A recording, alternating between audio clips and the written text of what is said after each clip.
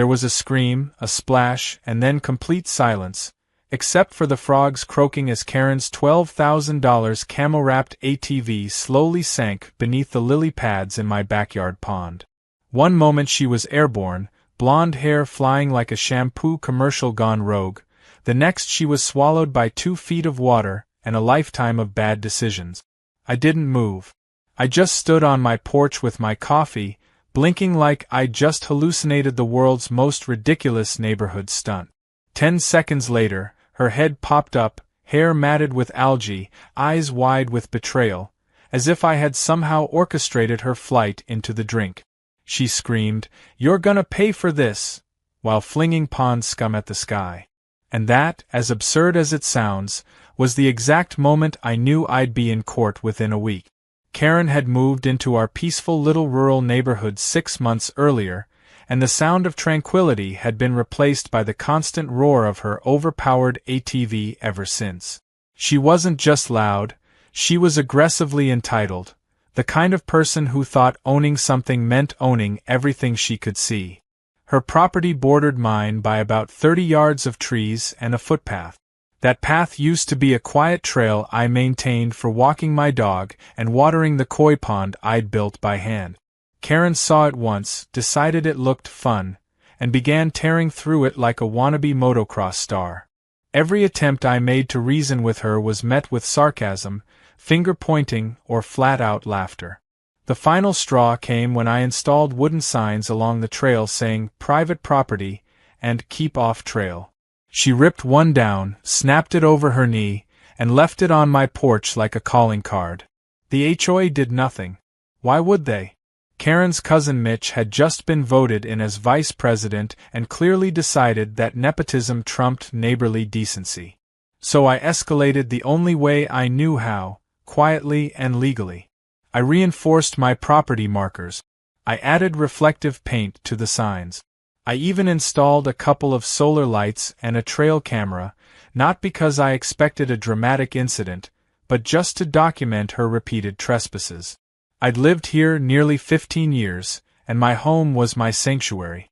I wasn't about to let it become Karen's personal racetrack. That Saturday started off like any other. The morning sun was golden, the birds were out, and I was sipping a fresh cup of coffee on the porch when I heard the familiar high-pitched rev of Karen's ATV. But this time, it wasn't just her. A whole group of women stood at the edge of her property line. Her yoga club, it turned out, giggling and cheering her on. Karen, decked out in a pink athletic suit with sunglasses so big they belonged on a ski slope, was revving the engine like she was about to perform at the X Games. I didn't think much of it at first, just another noisy moment to ignore. But then she pointed directly toward the trail that cut across my land, and I heard her shout over the engine, "Watch this, ladies! Redneck rally time!" My stomach dropped. Karen gunned it. The ATV kicked up dirt as she launched forward, ignoring every posted sign. I stood up, coffee forgotten. She hit the path full speed, bounced once, and then, because fate loves drama, hit the irrigation trench I'd recently dug. It wasn't large, just a shallow rut about 2 feet deep and hidden in the morning shadows. But at the speed she was going, it was the perfect makeshift ramp. Her front wheels launched, the whole machine caught air, and for 3 glorious seconds, Karen was flying. The ATV arced through the air like a lawn dart from hell and splashed down directly into the pond with a massive splorch. Water shot up like a geyser. Fish scattered. Frogs leapt from lily pads in panic. For a moment, I couldn't even process it. My brain played it back in slow motion like a sports replay. Karen, blonde hair flying, mouth wide open, ATV twisting in the air. Then a full-body dive into the one spot in the yard she'd never dared trespass before. She flailed. She coughed. She screamed. The women watching from her property stared in horror, one of them fumbling with a phone. Karen finally managed to crawl to the bank, looking like something that had just crawled out of a swamp. Her designer jacket was soaked, her sunglasses were missing, and her phone, which she kept in a pink chest holster, was bubbling under the surface somewhere with my koi. And of course, in classic Karen fashion, the first thing she did wasn't apologize. She pointed a shaking, algae-covered finger at me and shouted, "You're gonna pay for this! You set me up!" She truly believed it. She believed I had dug a trench specifically to launch her into my pond, that I had booby-trapped my own backyard just to spite her. She screamed at her friends to call the police. I calmly walked back inside, grabbed a towel, and came back out, not for her, but for me, because I was about to fall over laughing. By the time the sheriff arrived, Karen had somehow twisted her ankle, developed a backache, and insisted she had minor memory loss due to pond trauma. She was sitting on the lawn like a washed-up mermaid of vengeance, muttering legal threats and demanding an ambulance. The deputy, who knew me well, just gave me a tired look and asked, "Do you have the footage?" I handed him the SD card from the trail cam. 2 hours later, the tow truck arrived for her waterlogged ATV, now covered in green slime and smelling like mildew.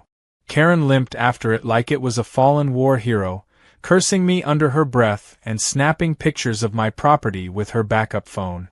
I watched it all from my porch again, this time with a second cup of coffee and the neighbor's dog at my feet. The last thing I heard that day was her voice echoing through the trees. "I'm calling my lawyer." Of course she was. Of course she would turn her own idiotic crash into a lawsuit. And sure enough, a week later, a thick envelope landed in my mailbox. Karen was suing me, for damages to her ATV, for emotional trauma, for reckless landscaping, and even for ecosystem contamination from hazardous koi waste. I stared at the papers for a long moment, then looked out at my pond where the koi were lazily swimming under the sun. I could only shake my head. Karen wasn't done crashing. She was just switching lanes, from physical destruction to legal absurdity. But if she wanted war, she was going to learn something about me real fast. I play quiet, but I play to win. The lawsuit was laughable at first glance, but the moment I saw Karen had actually retained a lawyer, I stopped chuckling. Her ex-husband, to be specific, a greasy, balding man named Darren who once handed out business cards at a funeral. According to local gossip, he'd lost most of his clientele after a series of ethical violations, including representing both sides of a divorce and somehow losing custody of his own dog. But apparently, for Karen, he was good enough. The paperwork was thick with exaggerated language, claiming I had intentionally engineered a malicious environmental trap, and that I exhibited hostile landscaping behavior with intent to harm. The phrases were so absurd they almost sounded poetic, like some Shakespearean villain had taken up lawn care. And yet, I knew better than to underestimate the chaos Karen could summon. What she lacked in brains, she made up for in pure, unfiltered audacity. After reading the complaint 3 times and pinching myself to make sure this wasn't a weird dream, I called Nina. Nina was sharp, relentless, and had the kind of legal experience that made people like Darren break into a nervous sweat. She also had a personal grudge against Karen. Years ago, Nina had been HLA president and led a successful campaign to pass noise ordinances.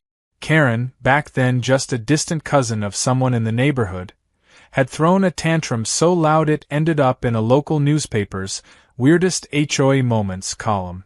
Nina never forgot the face, and when I explained what had happened, she practically skipped down the courthouse steps to take my case.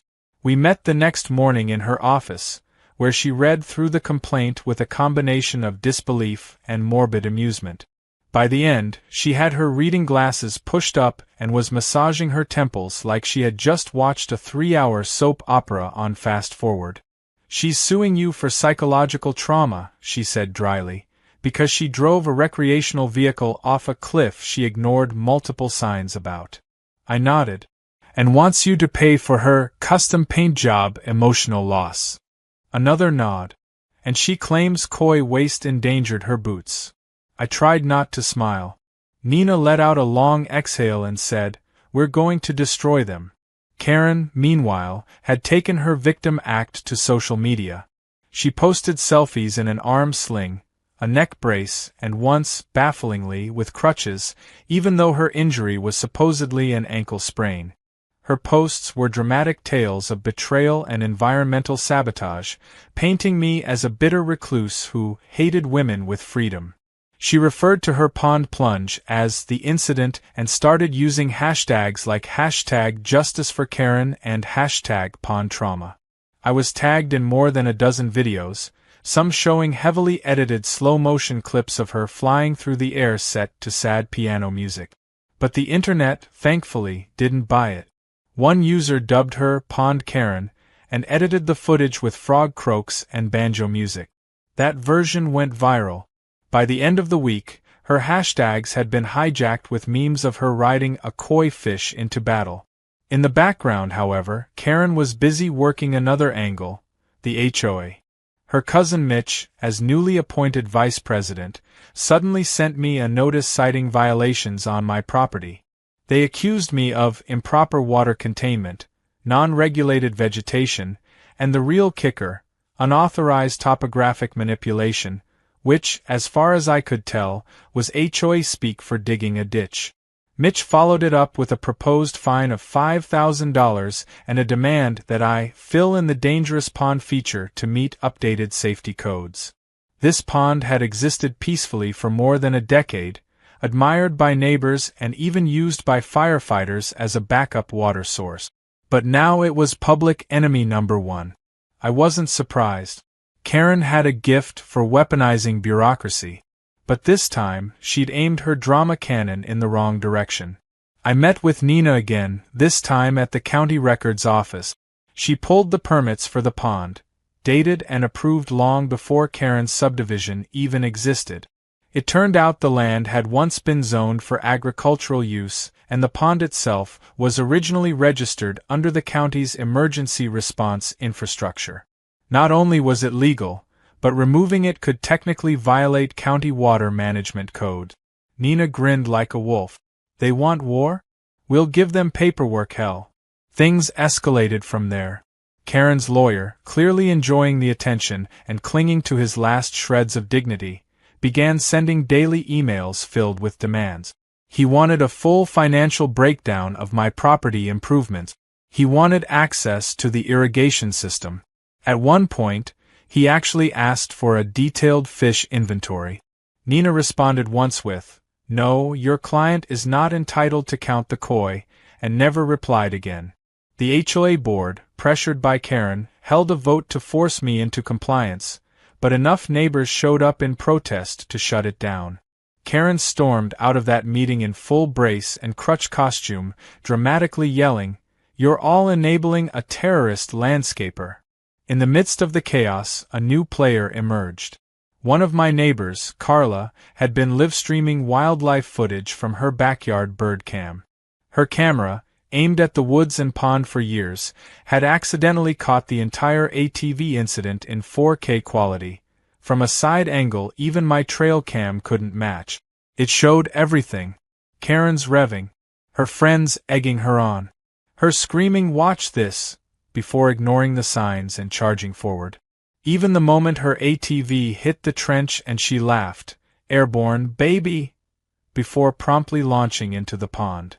When Carla showed me the footage, I nearly dropped my coffee again. We transferred the file to Nina, who watched it twice and said, "This isn't just evidence. This is the trial-ending nuke." We had crystal clear, real-time proof that Karen had knowingly ignored every warning, endangered herself, and still tried to blame everyone else. Even better? The video caught her saying, "If I crash, I'm totally suing. Mitch said they can't stop me." Nina's eyes lit up. That's collusion, baby. So now, armed with permit records, legal documentation, HOA overreach receipts, viral memes, and a damning 4K video, we were ready to go to court. I wasn't nervous. I was exhausted, amused, and just a little excited, because what started as a splash had become a tidal wave. And Karen? She was about to learn what happens when you try to sue logic, karma, and koi fish. The courtroom was smaller than I expected, a little too intimate for a drama that had taken over the entire neighborhood. Karen walked in like she was entering a movie premiere. She wore a white neck brace that looked freshly tightened, dark sunglasses indoors, and carried a massive folder of what she clearly believed were incriminating documents. Darren followed her like a dog that had been kicked too many times but still hoped for a biscuit. I sat calmly next to Nina, who wore a navy blazer and the expression of someone about to dissect a science experiment she already knew the answer to. We weren't worried. We were locked and loaded, with enough proof to bury this farce in paperwork until the next ice age. The judge was a no-nonsense woman with a reputation for cutting through theatrics like a chef through soft butter. She raised an eyebrow the moment Karen dramatically adjusted her brace while giving the courtroom a sad little sigh. Darren opened with a statement that was somehow both emotional and confusing, painting Karen as a victim of a calculated landscape weapon and accusing me of installing deceptive topographical hazards with malicious engineering. The phrase alone sounded like it belonged in a spy thriller, not a civil court. I watched the judge's mouth twitch just slightly, like she was holding back a laugh. That was our first small victory. Nina stood and delivered our counter like a hammer wrapped in velvet. She calmly explained the pond's history, the legal permits, the reflective warning signs, and Karen's history of trespassing and defiance. When she brought up the HOA's strange involvement, she carefully referenced Mitch's personal connection to the plaintiff, letting the implications settle without needing to say the word corruption. But the real show began when Nina submitted the trail cam footage and Carla's pristine 4K livestream video. The courtroom lights dimmed, and the judge watched with sharp eyes as Karen's ATV roared across the screen, her voice crystal clear, shouting, "Watch this!" followed by her friends giggling and her enthusiastic airborne, "Baby!" just before the splash. The room was silent for 5 full seconds when it ended, broken only by the creak of Karen's chair as she shifted uncomfortably. Karen whispered something to Darren, who looked like he'd just remembered an unpaid parking ticket from 1997. He stood, stammered something about the footage being edited, and requested a continuance to verify authenticity. The judge shot that down fast. This was recorded in real time from a third-party wildlife cam and matches the defendant's trail camera perfectly. I don't see any evidence of tampering. I do, however, see evidence of reckless behavior and complete disregard for private property. Karen's mouth opened like a goldfish, and for once, she didn't have a comeback. Then came the witness statement. Carla was called to the stand and delivered her testimony with the dry tone of someone who'd seen too much neighborhood nonsense in her lifetime. She explained the placement of her camera, her history of live-streaming birds and squirrels, and how she had initially recorded the incident thinking it was just more of Karen's usual antic. The judge asked if she had any prior disputes with Karen, to which Carla calmly replied, "Only when she borrowed my kayak and filled it with grass clippings." Said she was making a natural spa. Even the bailiff chuckled. Karen took the stand last. Darren tried to guide her through a rehearsed narrative, but she couldn't help herself. She kept improvising, adding more dramatic flourishes with every sentence. She claimed she had been emotionally provoked by the aggressive stance of a lawn gnome, said my koi fish, glared at her with malevolence, and insisted the signs on the trail were ambiguous and possibly in a foreign language. Nina cross-examined her with surgical precision, gently unraveling each lie with a calm smile and a stack of documents. When Nina asked if Karen had read any of the signs before riding through, Karen claimed she didn't see them. Nina pulled up a photo showing Karen flipping off one of the signs the day before the crash. It was hard to argue she hadn't seen it when she was literally posing next to it. The final blow came when Nina read Karen's own text message aloud, one that she had sent to a friend, bragging about her ATV pond jump. The message ended with, "If I crash, I'll sue. My cousin says they can't touch me." That was it. The courtroom sat in stunned silence. The judge scribbled something furiously into her notes, then called for a brief recess. I walked outside with Nina, who sipped her coffee with the calm satisfaction of a cat that had just knocked over a fishbowl. When the judge returned, her tone had shifted. Gone was the slight amusement. Now she was stern, crisp, and ready to deliver a verdict. She dismissed Karen's lawsuit with prejudice, meaning it couldn't be refiled. She also referred the matter to the district attorney for possible charges of perjury and filing a frivolous lawsuit. And then, she turned to the HOA. In a completely unexpected twist, the judge announced that she had reviewed the HOA's citations against me and found them to be suspiciously timed and procedurally flawed. She ordered a temporary injunction against the HOA's enforcement powers pending a full review. Mitch, who had been sitting in the gallery trying to look invisible, turned pale. I leaned back, taking in the moment.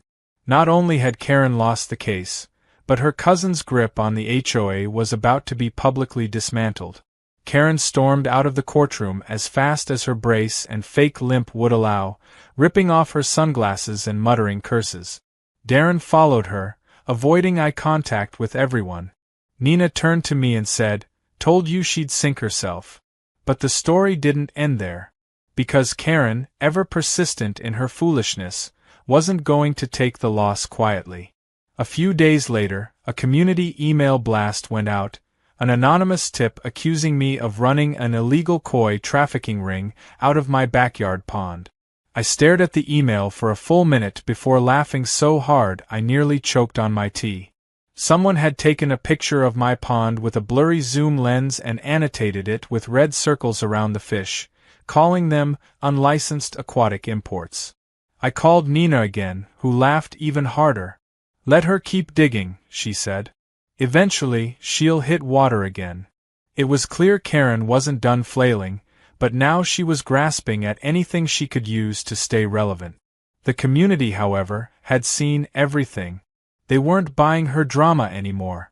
And as for me, I had become something of a legend in the neighborhood. People started calling the pond Karen's dive site. A few kids even made a cardboard ATV and reenacted the jump during a block party. Carla gifted me a framed still from her 4K video, complete with a speech bubble that read, "Airborne, baby." I hung it proudly in my living room. Because when you survive a Karen lawsuit with koi fish, memes, and dignity intact, you deserve to laugh. And you deserve to win. Word about the court verdict traveled faster than Karen's ATV ever did. By the time I got home that day, there were at least 4 congratulatory cupcakes on my porch from neighbors, each with some variation of Pond 1, Karen 0 scrawled in frosting. One neighbor had even set up a folding chair by the pond with a handmade sign reading, "VIP seating. Watch where entitlement lands you." What began as a personal nuisance had turned into a full-blown community event, and oddly enough, I wasn't even the main character anymore. Karen was. Or rather, the caricature of her that had now become neighborhood folklore. But beneath the humor and the petty revenge, something bigger was unfolding, and I hadn't realized just how deep the roots of this chaos went until the following week when the HOA came knocking again. Despite the judge's temporary injunction, Mitch wasn't ready to go quietly. He had called an emergency HOA meeting, supposedly to address ongoing safety violations in the community. But everyone knew what it was really about, saving his seat and protecting his cousin from total embarrassment. Nina advised me to attend, not because I needed to defend myself, but because she suspected they might try to twist the narrative. She was right. The moment I walked into the community hall, Mitch was already on a microphone, red-faced and sweating, trying to paint himself as a victim of unprecedented slander. He pointed to a board covered in photos of the pond, copies of the lawsuit papers, and somehow, a printout of Karen's viral meme where she was photoshopped riding a koi like a rodeo bull. He accused me of deliberate manipulation of digital narratives, and said the HOA needed to reclaim its authority. Most people in the room just stared at him like he'd lost his mind. A few politely sipped their coffee.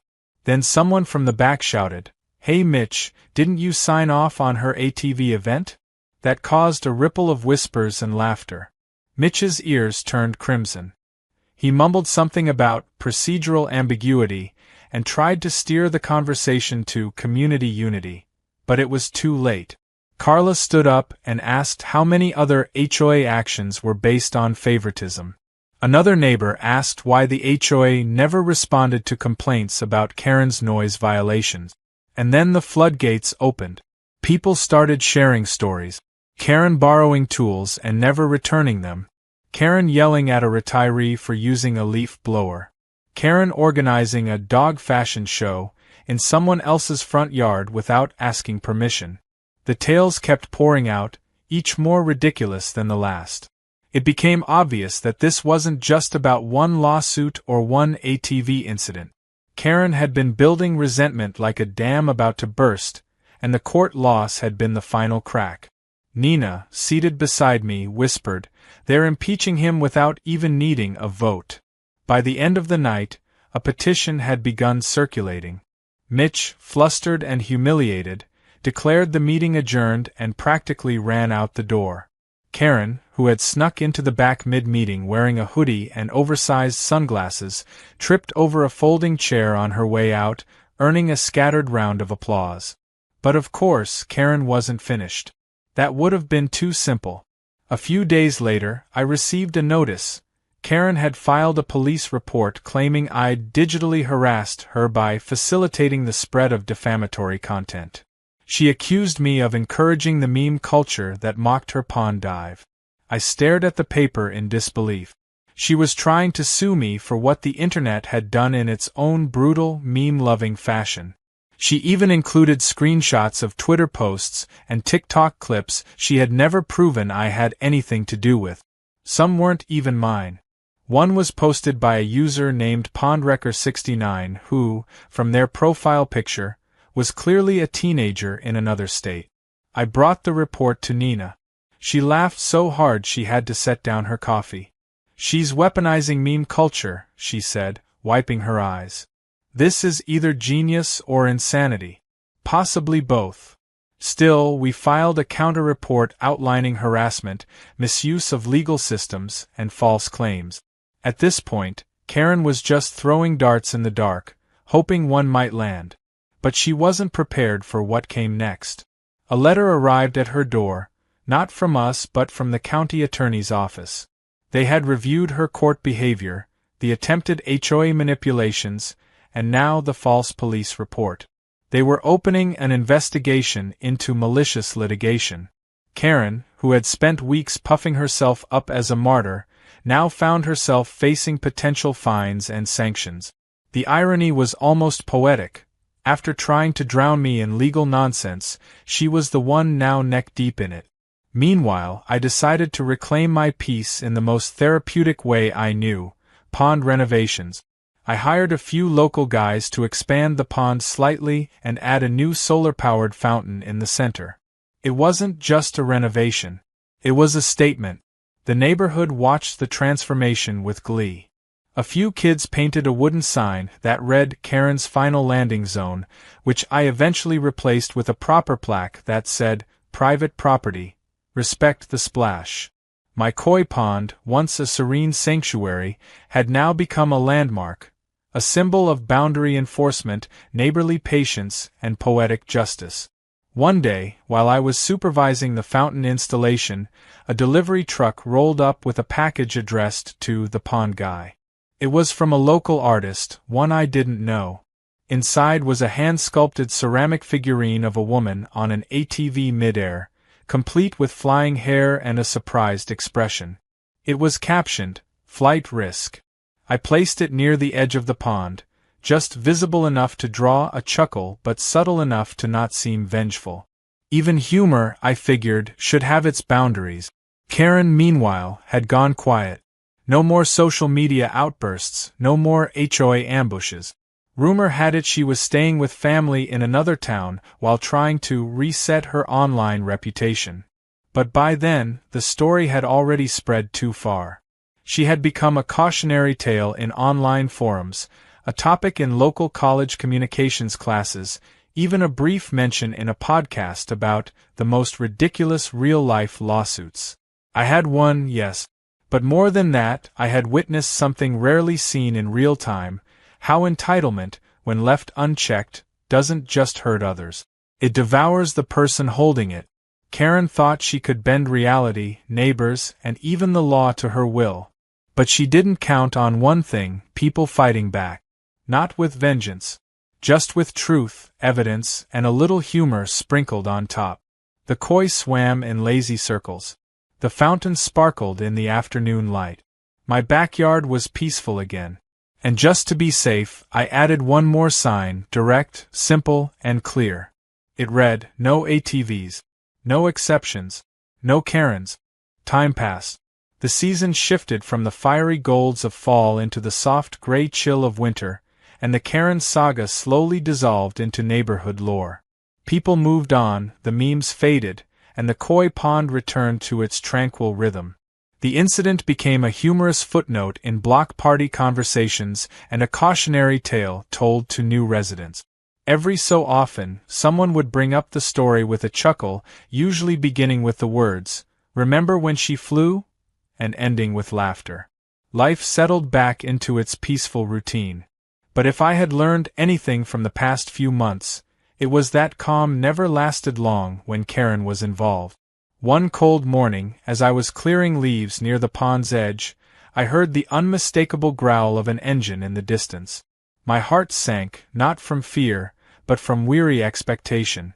Sure enough, crawling along the back trail like a horror movie villain who didn't know when to quit, was Karen. This time, no ATV.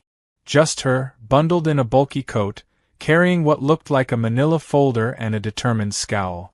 She stopped just outside my property line, seemingly aware that crossing it now came with consequences.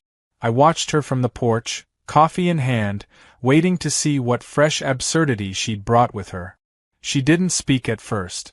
She just held the folder in the air like a strange peace offering and shouted, "I'm not here to cause trouble.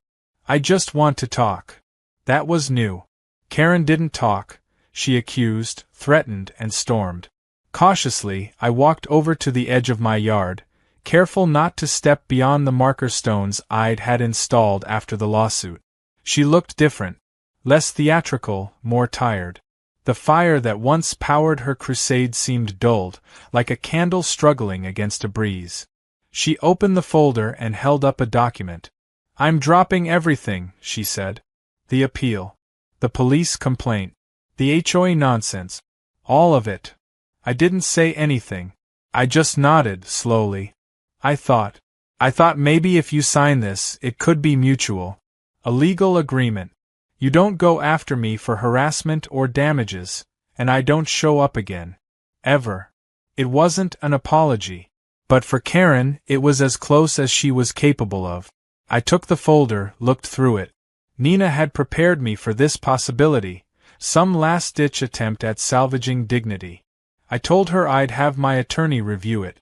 She nodded and walked away without another word, boots crunching through the frost-covered grass. True to her word, she disappeared. No more sightings, no more rants, no surprise HOA motions. Nina reviewed the documents and confirmed they were legitimate. I signed, submitted the paperwork, and just like that, the final chapter seemed to close. But the story hadn't ended, not really.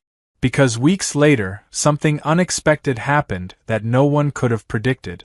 I was sitting on my porch during an unseasonably warm afternoon when a man in a crisp blazer pulled up in a black SUV. He introduced himself as Paul Rivera, a local documentary filmmaker working on a short series about bizarre civil court cases and community justice. He'd stumbled upon the Karen lawsuit through online forums and viral video compilations. He asked if I'd be willing to be interviewed for the episode. I laughed, thinking he was joking. He wasn't. He had paperwork, a production schedule, and even a camera crew waiting in the next town over. At first, I declined. I didn't want to drag it all up again. But then he said the magic words, "You control the narrative." That night, I called Carla and told her the story might be getting a second life. She laughed so hard she dropped her tea and immediately offered up her original 4K footage. "If we're telling the story," she said, "we're telling it right." Over the next few days, Paul recorded interviews with neighbors, legal experts, even Nina, who managed to explain the entire trial while casually shredding Karen's legal arguments with a smile. The documentary was meant to be humorous but grounded, a reflection of how absurdity could spiral when common sense lost its seat at the table. When the short film finally aired online, it blew up faster than anyone expected. It was titled Flight Risk: The Karen Who Sued a Pond, and within 3 days, it had over 2 million views. Comment sections exploded. People quoted lines from the court transcripts, debated whether Karen deserved a parachute, and praised the calm logic of Nina's courtroom smackdown. Even the ceramic pond figurine made a cameo in the final shot. My once quiet backyard had become internet famous again. And then, perhaps most surprising of all, came an email. It was from Karen. It was short. Just 2 lines. I saw the documentary. You could have made me look worse. You didn't. Thank you. I stared at the screen, rereading the words, waiting for the hidden insult or legal threat that never came. Maybe she'd learned something. Maybe not. But either way, she was finally, truly gone from my life. Spring rolled around. The pond bloomed with lily pads and fresh algae. The koi swam lazily under the surface, unbothered by the drama that once disrupted their quiet world. Neighbors still occasionally brought it up, usually with a grin and a shake of the head. The HOA, now under new leadership, even held a community picnic beside the pond to celebrate peace, property boundaries, and personal accountability. I didn't host it, but I let them set up tables on the far side of the yard. Everyone brought snacks. No one brought an ATV. On the 1-year anniversary of the incident, I walked to the edge of the pond and looked out over the water. The ceramic figurine still stood by the bank, faded slightly from the sun. I thought about removing it but decided against it. It wasn't just a joke anymore. It was a reminder that boundaries matter, that truth holds, that sometimes the most satisfying revenge isn't revenge at all. It's dignity, resilience, and the ability to sit by your pond, sip your coffee, and smile. A dragonfly landed on the tip of a lily pad. The water rippled gently.